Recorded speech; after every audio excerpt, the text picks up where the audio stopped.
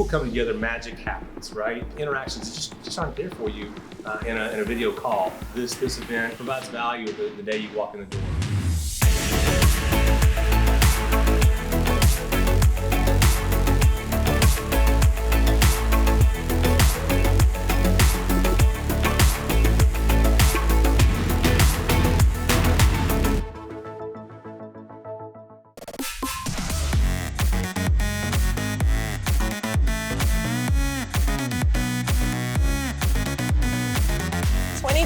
It's good to be back.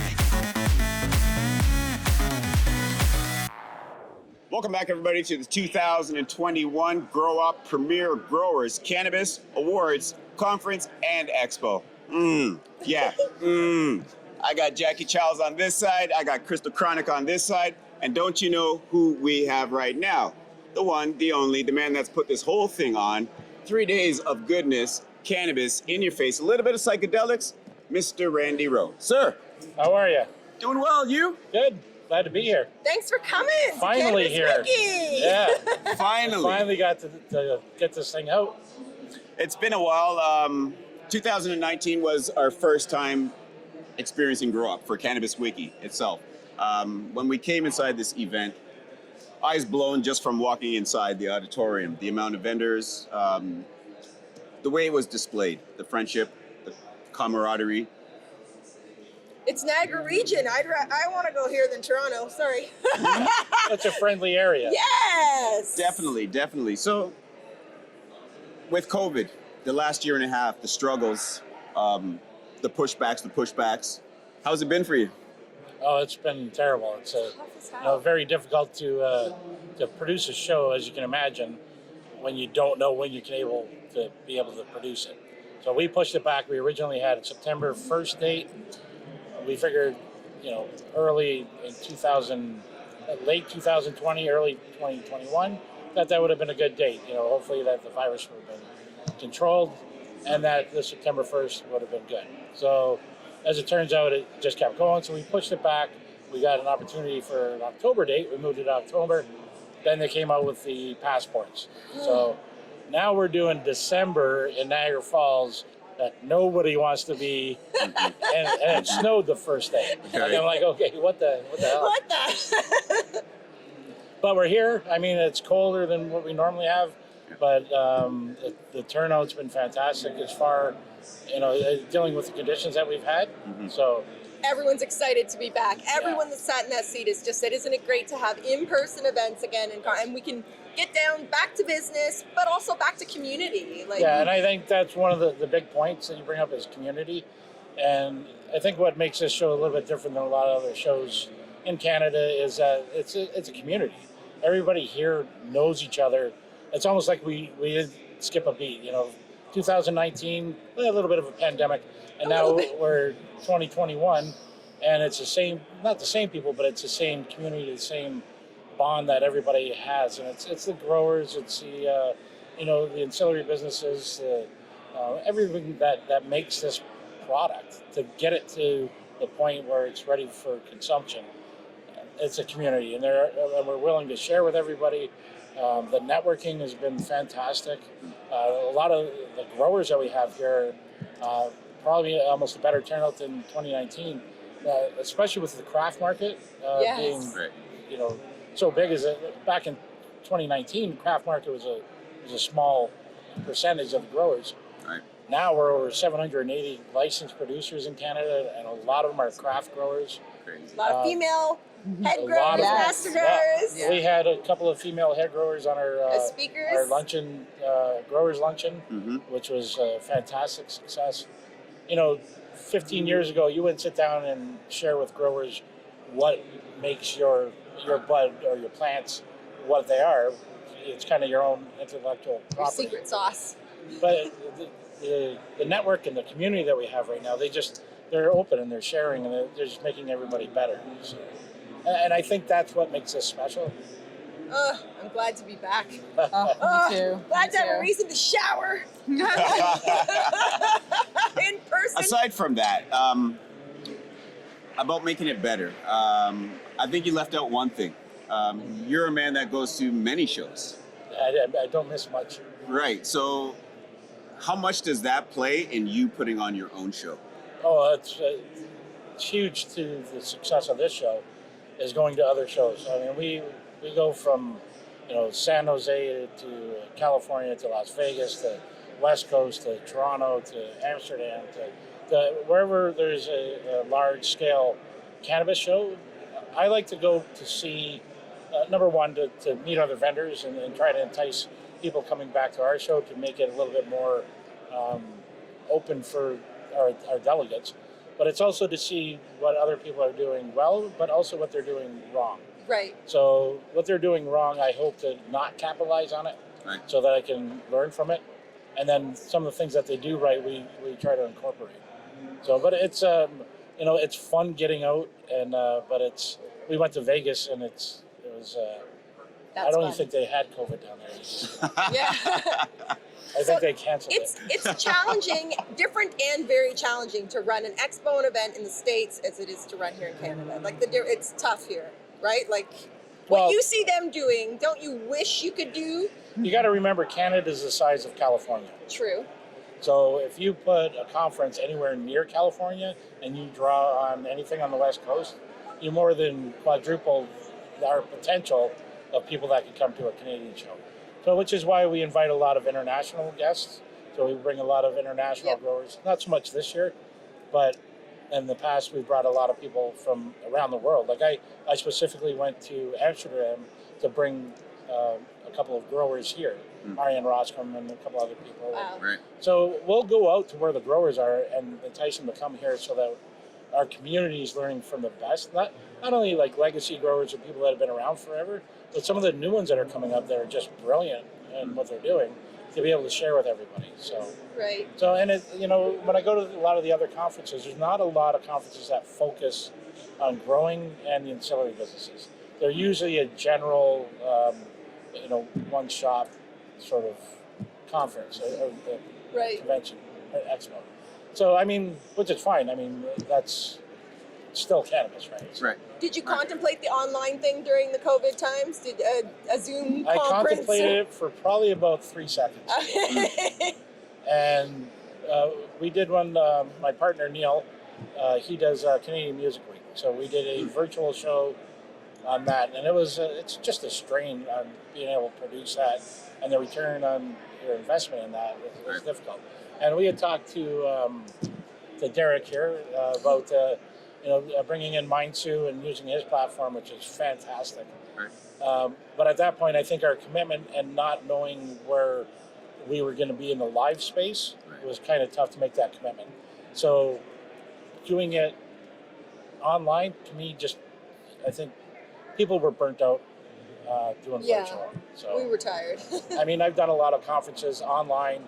9 o'clock, I go in and I'm like, this is great. Mm-hmm. Next thing you know, I got an email and then something shiny goes by. And Shiny doesn't goes hold by. our attention. Right. The dog barks, kids That's scream, connection. we're got a done. shiny dog go by. But then you go back to it and it's like, oh yeah, I was in that conference and it's 3:30 now, right? So Right. Right. Do you have a date in mind for next year? we already have September 12th to the 14th secured. So, Awesome. and we're also doing a show in Victoria. So that's going to be June 20th to 24th. Okay. That's going to be fantastic. We went out last year to visit Victoria and look at the center, and it's just absolutely beautiful. Gorgeous. Mhm. Yeah. And are we going to see maybe a couple extras like the smoking area come back? Oh, yeah, that was one of the highlights of 2019. I would have did it this year, but Sessions everybody garden. would have been Sessions Yeah, garden. Loved We would have it. froze. So, I thought it was huge that you did something for Frenchie Cannoli. Well, it's funny that you bring up the smoking lounge because, I mean, we had Frenchie at a couple of shows, but when actually I sat and got to talk to him at the show in 2019, it was out in the smoking lounge. Same. And everybody I talk to, they always have a story about when they met Frenchie, and it's usually in the smoking lounge. So as I was talking to him, he was rolling a big hash joint with one hand, and I, just before he lit it, I thought to myself, I got to excuse myself because I still have a show to run, and I have not experienced direct, Frenchie hash. And I don't want to be riding up and down an elevator for a half an hour.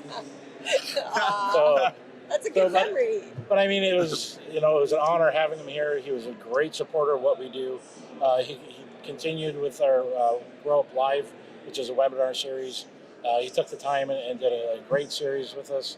Him and his wife Kimberly both supported the show, and I thought it was only fitting that we honored him, as a Hall of Fame, which he truly is. So. For sure. Randy, Didn't you interview Frenchie here? yes, I did. I had the pleasure of in Sessions Garden, and just as yourself, we smoked a hash joint. Yeah. Is that when I saw you riding up and down the elevator? Yeah, that was Lester. just after. But yeah, I find you're different than the rest. Cannabis Wiki has checked out a lot of events. We've participated in a lot of events. You actually, the first time we met is when Canadian Cannabis Awards. Yeah. You actually came up to me and you commended the work that Cannabis Wiki did at the show. We thought it was fantastic. We thought the show was fantastic. We had such a great time doing what we do. I don't know what more to say. Well, no, I appreciate the coverage and the support that you guys do, and not just for my show, but for the whole industry, because it keeps everybody informed, and they can see what's going on, and it's I applaud your work because I've seen it, and it's like you're doing a lot of good stuff for our industry. Thank you for having us, and thank you for bringing us to Niagara Falls. Yeah.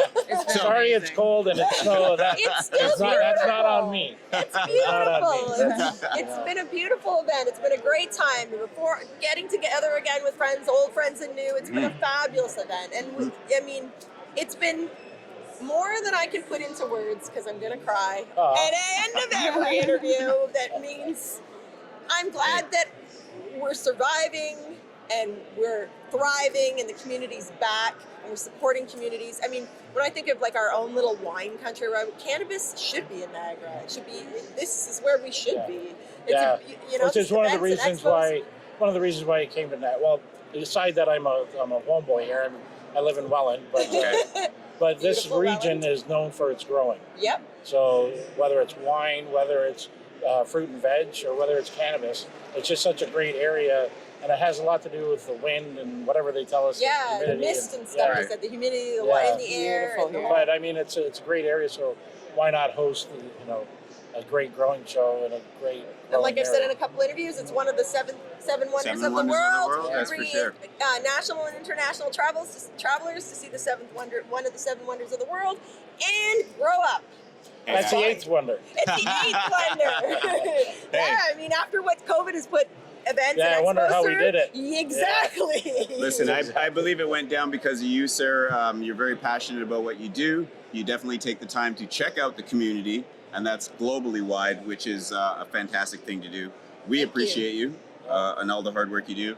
I'm sure everybody in the cannabis industry appreciates to have this community be able to come back together under a roof again. Yeah, I'm excited. We're doing O'Cannabis in Toronto, June 1st to the 3rd. That's going to be huge. I think that's going to be. We missed out on 2022 or 2020. We were, a few months before that. Mm-hmm. So the hype that we already had built up for that, following this show and on the heels of this show, the Toronto show is just going to be fantastic. Oh, can't wait. It's going to be so supportive. It's pretty much 80% sold out at the moment. Wow. But I'm also excited for doing a grower show in Victoria, because it's not going to be an Ontario show. It's going to be a West Coast show. Victoria with West Coast growers. That they're going to be the ones driving the show. Local it's not going to be me. It's going to be It's pretty going to cool. be what they want, and with What the they West Coast need. people, because they deserve their own growing show. The same commitment that we do down here. Hey, you hit him right in the heart, because I believe Vancouver is the place. Yeah. BC I agree. is the place. Thank you We're for also having doing the us. psychedelics too. Oh, that's also a big deal. Throw Yeah. in that, the psychedelics, yes, We need that's some of our that. next. Hey, listen, this is plug-in time, so if there's anything that you want to promote, get out there for the people to know, let them know. Well, the June show in Victoria is June 20th to the 22nd. O'Cannabis, June 1st to the 3rd, 2020. 2022, and then we're back here again in September 12th to the 14th.